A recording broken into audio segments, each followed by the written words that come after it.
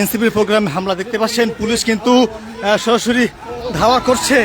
ছাত্রলীগ কিন্তু এই মুহূর্তে কিন্তু এখানে হামলা করেছে এবং ইতিমধ্যে কিন্তু ছাত্রলীগ কিন্তু হামলা করে এখান থেকে তারা কিন্তু দৌড়ে পালিয়ে যাচ্ছে। দর্শক দেখতে পাচ্ছেন এনসিপির যে প্রোগ্রাম স্থল যেটি ছিল, সেই এনসিপির সেই প্রোগ্রাম স্থলে কিন্তু ছাত্রলীগ হঠাৎ করে হামলা করে এবং ছাত্রলীগ হামলা করে কিন্তু হঠাৎ করে সেই প্রোগ্রাম স্থল থেকে তারা কিন্তু পালিয়ে যায়। দর্শক ইতিমধ্যে কিন্তু এখানে পুলিশ সদস্য যারা ছিল সেই পুলিশ সদস্য কিন্তু তাদেরকে ধাওয়া করেছে এবং এখান থেকে পুলিশ সদস্যরা এখনো পর্যন্ত আছে। তবে হঠাৎ করে যেটি ছিল আসলে এনসিপির যে প্রোগ্রাম স্থল ছিল, সেই এনসিপির প্রোগ্রাম স্থলে হঠাৎ করে কিন্তু কোথা থেকে সেই ছাত্রলীগ কর্মীরা এসে, নিষিদ্ধ সংগঠনের ছাত্রলীগ কর্মীরা এসে তারা কিন্তু সেই এনসিপির প্রোগ্রামে হঠাৎ করে হামলা চালায় এবং এখানে কিন্তু বেশ কয়েকটি ককটেলের বিস্ফোরণ করে তারা। এখানে কিন্তু বেশ কিছু ককটেল তারা বিস্ফোরণ করে এবং যেই অবস্থা এখানে পুরো এলাকা জুড়ে কিন্তু এখন থমথম অবস্থা বিরাজ করছে এবং এখানে পুলিশ প্রশাসন যারা রয়েছে তাদের কিন্তু ছাত্র জনতা ঘিরে ধরেছে। আসলে পুলিশ প্রশাসনের কি ব্যর্থতা রয়েছে।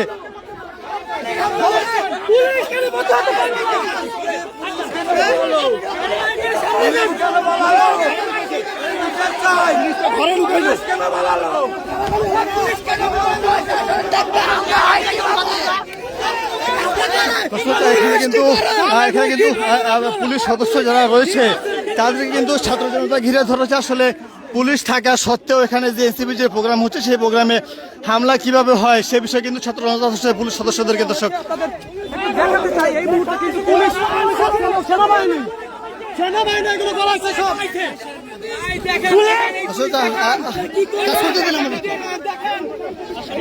ছাত্রলীগের ভয় পালাইছে, দেখেন আমাদের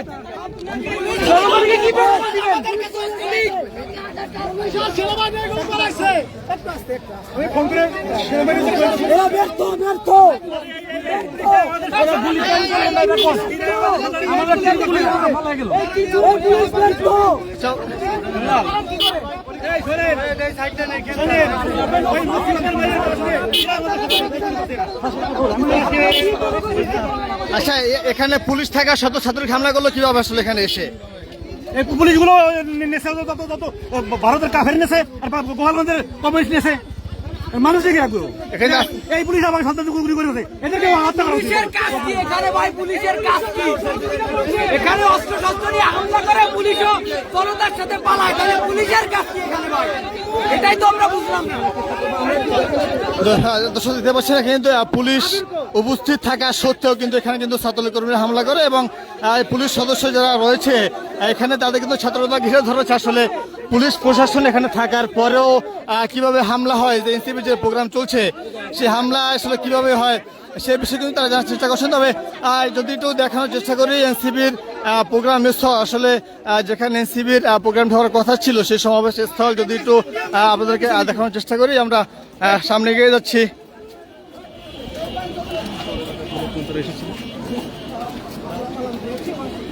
মঞ্চে অনেক বড় কিছু হতো।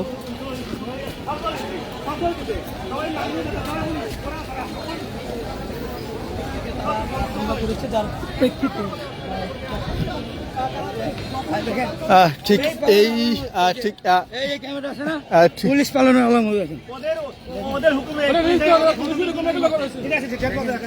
আচ্ছা, এখানে তো পুলিশ পাহারা ছিল, তারপরে ওনারাই পালাই গেছে, ওনারা ফাঁকা গুলি করলে তো এগুলো থাকতে পারতো না। এগুলো তো সবাই প্রোটোকল দিয়ে ঢুকাই দিয়া, এগুলো সবাই বুঝে। ওনারা কি প্রোটেকশন দিচ্ছে?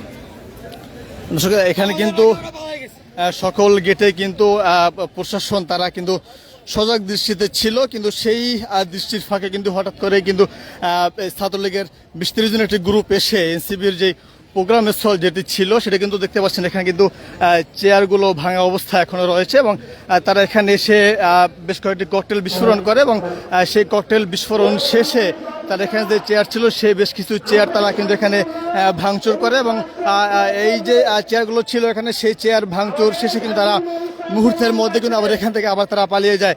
তবে এখানে এনসিপি যে নেতাকর্মীরা ছিল তারা কিন্তু হাসনাত সার্জি সহ যারা এখানে আসার কথা রয়েছিল তারা কিন্তু এখনো এখানে এসে পৌঁছায়নি, বরং তারা এখন এখানে এসে পৌঁছায়নি। তারা কি সেখানে পথে আসতেছিল সে আসার পথে কিন্তু এখানে যে তাদেরকে কেন্দ্র করে যে স্টেজ করা হচ্ছে দেখতে পাচ্ছেন যে নাগরিক পার্টি এনসিপি এই মঞ্চে বসে আছে, যেটিকে বলা হয় গোপালগঞ্জ জাতীয় পৌর পার্ক।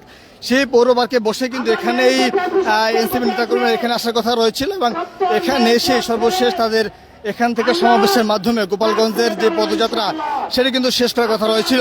কিন্তু সেই পদযাত্রা বা সেই এনসিপির যে মঞ্চে যে প্রোগ্রামটি তাদের সমাবেশ হওয়ার কথা ছিল, সেই সমাবেশে কিন্তু যেই তাদের জনগণে বসার জন্য যেই চেয়ার করা হয়েছিল, সেই চেয়ারগুলো কিন্তু তারা ছাত্রলীগের নেতাকর্মীরা এসে নিষিদ্ধ সংগঠন ছাত্রলীগের নেতাকর্মীরা এসে কিন্তু তারা কিন্তু সেই চেয়ারগুলো তারা পিটিয়ে ভেঙে ফেলে এবং সেগুলো কিন্তু এখনো এখানে সেই বিক্ষিপ্ত অবস্থায় পড়ে আছে এবং এখানে ছাত্র জনতা যারা আছে তারা কিন্তু প্রশাসনকে দায়ী করছে যে প্রশাসন তাদেরকে প্রোটোকল দিয়েই ছাত্রলীগদের ভিতরে তারা প্রবেশ করেছে এবং হামলার শীর্ষে তাদেরকে নিরাপদে যেতেও সাহায্য করেছে, এমন কথা কিন্তু বলছে এখানে স্থানীয় ছাত্র জনতা যারা রয়েছেন। এখানে জনতা যারা রয়েছেন তারা কিন্তু সেই বিষয়টি বলছেন।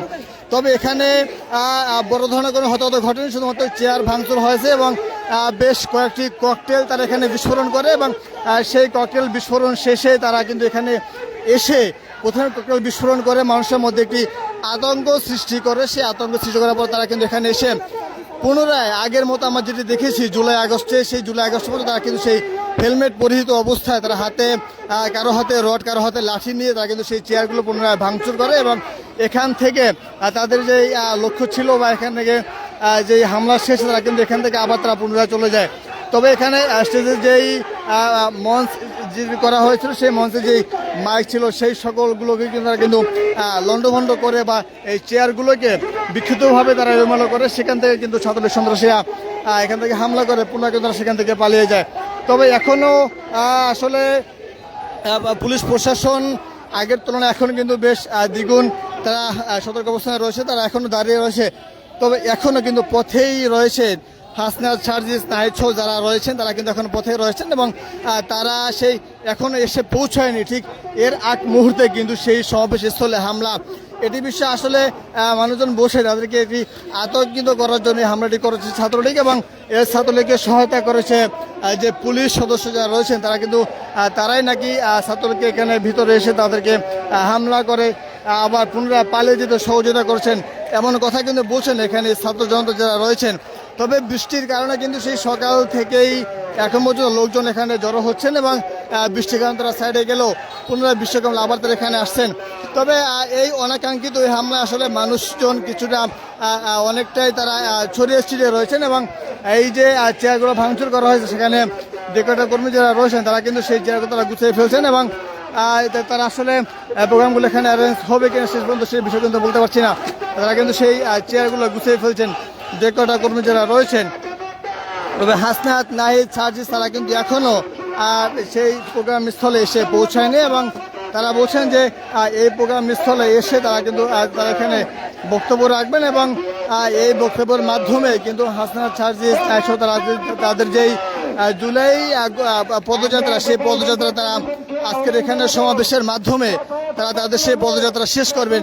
তবে সেই পদযাত্রা আসার ঠিক আগ মুহূর্তেই যে এখানে যে হামলাটি হয়েছে সেই হামলার বিষয়ে আসলে প্রশাসনে কিছুটা হতবিহ্বল হয়ে পড়েছে। আসলে জনগণ এখানে যারা জনতা রয়েছে তারা কিন্তু বলছেন যে ছাত্রলীগ প্রশাসন থাকার পরও ছাত্রলীগ আসলে কীভাবে এখানে স্থান পেল। তবে সেই বিষয়ে জিজ্ঞেস করলে জনগণ বলছে পুলিশের সহায়তা কিন্তু ছাত্রলীগ এখানে এসে এবং তারা কিন্তু এখান থেকে হামলা করে আবার পুলিশের সহযোগিতা তারা এখান থেকে পালিয়ে যায়। তবে কোনো ছাত্রলীগ কর্মীকে এখন পর্যন্ত কোনো আটকের কোনো খবর পাওয়া যায়নি। এই ঘটনায় যারা হামলা করেছে ছাত্রলীগের নিষিদ্ধ সংগঠন ছাত্রলীগের নেতাকর্মীরা তাদেরকে এখন পর্যন্ত আটকের কোনো খবর পাওয়া যায়নি।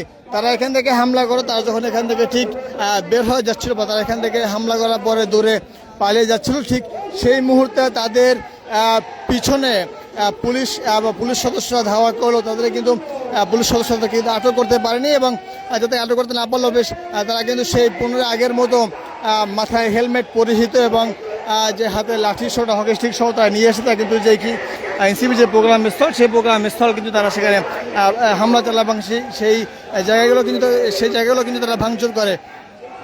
এই ভাঙচুরের এক পর্যায়ে কিন্তু এখানে স্থানীয় জনতা যারা ছিল তারা কিন্তু যারা এখানে বসেছিল তারাও কিন্তু এখান থেকে ছড়িয়ে ছিটিয়ে বিভিন্ন জায়গায় তারা নিরাপদ আশ্রয়ে চলে যায় এবং সেই আপনার আবার ছাত্রলীগ এখান থেকে হামলা করে চলে যাওয়ার পরে তারা কিন্তু এখানে আবার এসে তারা সেই ছাত্রলীগের বিরুদ্ধে তারা কিন্তু স্লোগান দিচ্ছেন এবং এই হামলার জন্য পুলিশ প্রশাসনকেই দায়ী করছেন এখানকার স্থানীয় জনতা যারা রয়েছেন। তবে পুনরায় তারা আবারও এনসিপি নেতাকর্মীরা তারা কিন্তু সেই পুনরায় স্টেজে উঠেছেন এবং তারা কিন্তু সেই আগের মতো তারা কিন্তু সেই যেই তাদের যে স্লোগান সেই স্লোগান দিয়ে তারা এখানে তাদের যেই সকল নেতাকর্মীরা এসেছে তাদেরকে কিন্তু পুনরায় তারা আবারও সেই উজ্জীবিত করার চেষ্টা করছেন।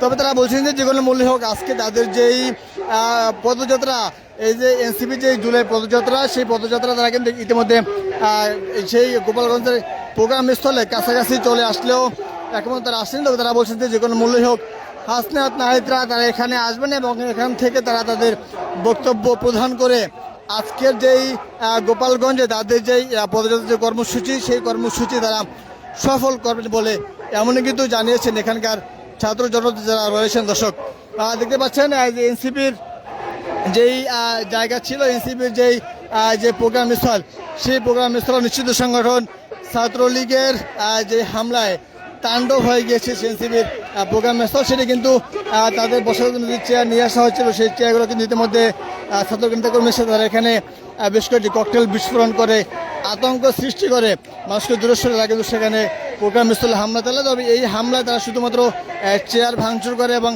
স্টেজে থাকা যে মাইক এবং সাউন্ড বক্স সেগুলোতে তারা আঘাত হানে। তবে এখানে কোনো হতাহতের কোনো ঘটনা ঘটেনি। গোপালগঞ্জে আসছে জুলাই পদযাত্রা নিয়ে আজকে 16তম দিনের মতো হাসনাত নাহিদ সার্জিসরা আসছেন সাবেক স্বৈরাচার প্রধানমন্ত্রী শেখ হাসিনার যেই ঘাঁটি অর্থাৎ গোপালগঞ্জ, যেখান থেকে মূলত তিনি নির্বাচন করতেন, সেই গোপালগঞ্জে কিন্তু আজকে সেই জুলাই অভ্যুত্থানের অন্যতম সংগঠক অর্থাৎ অন্যতম যেই জুলাইয়ের উপর যে ভর করে সংগঠন থাকার কারণে এনসিপি সেই এনসিপি নেতা করে আজকে কিন্তু গোপালগঞ্জ আসছেন। সেই গোপালগঞ্জ আসার আগ মুহূর্তে কিন্তু সেই তাদের যে প্রোগ্রাম স্থল সেখানে কিন্তু হামলা হয়। তবে হামলাকে ঘিরে কোনো হতাহতের ঘটনা ঘটেনি। তবে এখানে এসে কিন্তু যে কোনো মূল্যে হোক হাসনাত নাহিদ সার্জিসরা তারা কিন্তু এখানে বক্তব্য প্রদান করবেন এবং তাদের সমাবেশ এখান থেকে তারা সফল করবেন। তবে এখানে এখনও পুনরায় মঞ্চে রয়েছেন এনসিপি বিভিন্ন পর্যায়ের নেতা কর্মীরা এবং স্থানীয় জনতা, তারা কিন্তু এখন তারা মঞ্চে রয়েছেন। দর্শক সেই কিন্তু দেখা যাচ্ছে রয়েছে গোপালগঞ্জ থেকে সরাসরি হাসনাত নাহিদ অর্থাৎ এনসিপি নেতাকর্মীদের যেই আজকের পদযাত্রা, সেই পদযাত্রা থেকে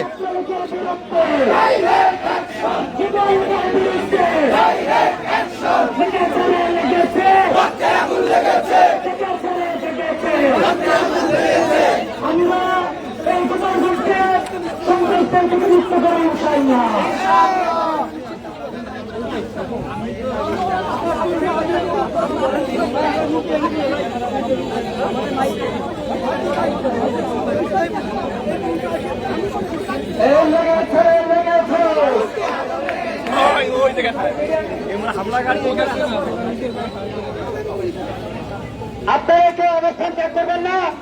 আমরা যারা এই রাজপথে অবস্থান করছি, গোপালগঞ্জকে আমরা ফ্যাসিবাদ মুক্ত করে তবে রাজপথ ছাড়বো ইনশাল্লাহ। আমাদের গোপালগঞ্জে যত স্টুডেন্ট রয়েছে সেটা এখানে হাজির হবে। আমরা এখান থেকে গোপালগঞ্জ বিজয় করবো ইনশাল্লাহ। লেগেছে লেগেছে লেগেছে লেগেছে রক্তের বন্যায়, রক্তের বন্যায়, রক্তের বন্যায় ভেসে যাবে অন্যায়, রক্তের বন্যায়, রক্তের বন্যায় ভেসে যাবে অন্যায়। জেগেছে লেগেছে জেগেছে জেগেছে ছাত্র সমাজ জেগেছে জেগেছে জেগেছে জেগেছে জেগেছে ছাত্র সমাজ জেগেছে। রক্তের বন্যায়, রক্তের বন্যায়, রক্তের বন্যায়, রক্তের বন্যায়। প্রিয় বিধানবাসী, আপনারা যারা হিন্দু পরিবার ইমান নিয়ে বেঁচে আছেন, আপনাদের নৈতিক দায়িত্ব, আপনাদের সামাজিক দায়িত্ব, আপনাদের সর্বোপরি দায়িত্ব হচ্ছে এই ফাঁসিবাদী নৈরাজ্যকে চিরতরে ধ্বংস করে দেওয়া। যদি আপনারা আজকে এই ন্যূনতম সামান্যতম কাজটুকু না করতে পারেন তাহলে মনে রাখবেন কাল কিয়ামতের ময়দানে আওয়ামী লীগের দোসরদের সাথে আপনাদেরও আল্লাহ দাঁড় করিয়ে ছাড়বে।